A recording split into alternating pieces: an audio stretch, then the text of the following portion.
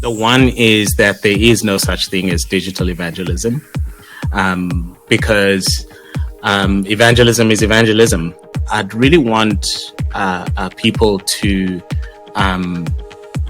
not think of digital evangelism as anything different from evangelism. It still is evangelism.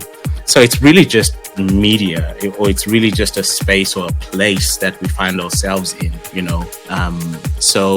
And then fast forward into the printing press, Gutenberg, and that just how it accelerated production of the Bible and of tracts and other materials that could be used. So on the second part, I think it's just really another means or technology or tool that's available for us to evangelize.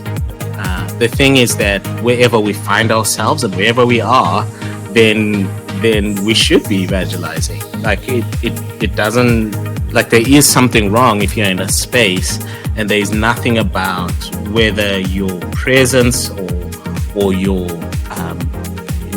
proclamation that is not evangelistic, that doesn't communicate something about God's love for people and humanity and creation, and his grand plan for restoring people into relationship with him. And if we're not in a way in spaces that in some way we're not communicating an aspect of that, then I think there's a bit of a challenge there. Digital missionary and the web pastor, I think for the context of this conversation, a digital missionary, I would classify as somebody who's intentionally made the online space or digital space their primary mission field. So that's kind of like where they're focused on. And using that, I could actually just cite some examples. People like this, a guy called DJ Soto VR Church. I could share some links with you on that. DJ Soto, all he just does is plant churches in virtual reality, and causes a lot of controversies in some circles. I know a lot of churches and a lot of Christians around the world are kind of wrestling with, can that actually be a real church? Is it a church? Is it not? If you virtually baptize someone, is it baptism? Is it not? And if you never meet in person and see the person sit in the same room with that person, can you actually call that a church? There's a lot of discussions around that. But for now, I'll put that aside. If that's something that we want to dive into, we can. But you've got digital missionaries, people who've actually made that digital space their primary place of mission. And then you have web pastors, which I think, for me, at least for the context of this conversation, for me, that would be somebody who he basically just takes care of what we call the online congregation. The young people I'm trying to reach, or the people I'm trying to reach, where are they? The people in Gaborone or in South Sudan, where do I find them? Okay, cool, then I'm going to use that. So there's an element of, yes, it depends on what you're prioritizing. Are you prioritizing young people in a specific geographic location first? Then I would worry about that. But if I'm just going to reach young people, regardless of where they are in the world, as long as they are on this platform, then that's a different conversation. And then how can I actually maximize on what I have? So I would probably start at the very basic level with everyday things. So for starters, I already mentioned our smartphones, and you can do digital ministry without the internet, depending on your context. Maybe it's something that gets loaded onto secondary media that gets shared with people. But then I would also say the internet, buy like a WhatsApp data bundle. In some instances where you can use WhatsApp for as much as you want. If we really had to look at just the breadth of what you could do technologically, even developing apps that you could use for evangelism, and solutions or things that plugins that you use for websites and other solutions that are already out there. So I guess it's really, what do your resources allow you to do? The idea is that you stay agile in your thinking, that you don't dig down into one solution or one platform, or obviously you need to commit somewhere, but that it doesn't become the place you get stuck at. Is that you're open to experimenting and trying things with whatever your hands find, or resources come your way.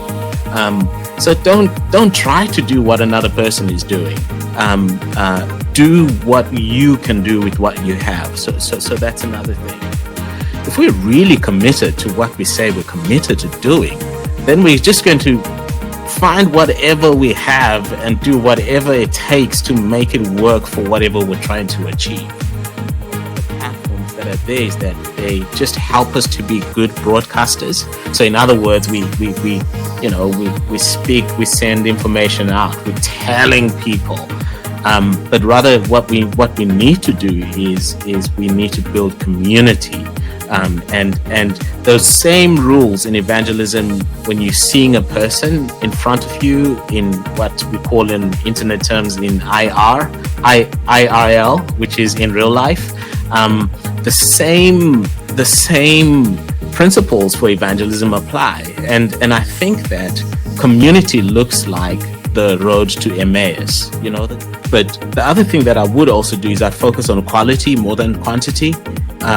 So some people say, oh yeah, my video reach has had 10,000 views, right? But well, what was the depth of that impact? What was the depth of that connection? I would go where the people I want to reach actually are. And the danger with digital,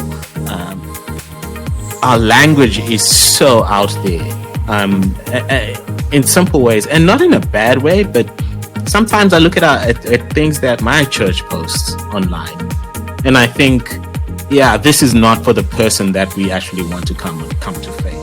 But sometimes, Sunday after church, what are the things that we're posting? Oh, such a powerful word from God this morning. What does that actually mean to somebody who's on the street, who's got no concept of God? Believe it or not, there are young people who don't even have any point of reference to some of the things we think we take for granted. So I'd be very careful to not. My post wouldn't be so heavy in terms of just if it's posting on social media platforms, or it's video, or it's movies we're creating, or it's apps, or whatever it is. I'd really mind the Christianese.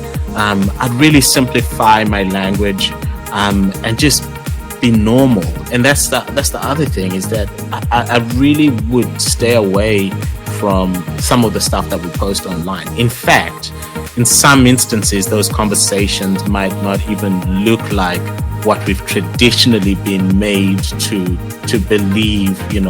Listen, we were sinners. One of the most critical things I think is important when it comes to evangelism right now is actually allowing people to air their questions and their questions to be heard. So can I ask questions as a Christian to someone who isn't? Of course. How else do we build relationship and trust? How else do I get to understand how I communicate to them? How else do I figure out how to be relevant in my engagement with them, right? Because it's going to take questions. It takes questions. I mean, I see this. I know why we're afraid of questions. It's because that we feel like we need to have the answer to all of them. And we're afraid that if we can't answer those questions adequately, then people don't come to faith, and then it's now our fault and it's on us. But I think that we really need to be careful in that. If you actually look at Jesus' ministry, it was full of questions. They asked him questions, he asked questions back. Some of the questions he never even answered. We actually careful and go read our Bibles, he would obviously answer the question by asking another question, which itself was an answer. But I think that, we put pressure on ourselves that Jesus doesn't even put on us.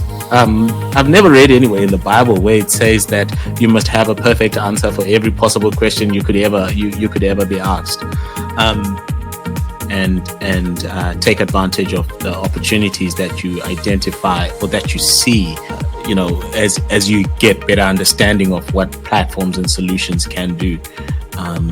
Don't stop, and let your hunger, your desire for young people to come to know Jesus fuel you.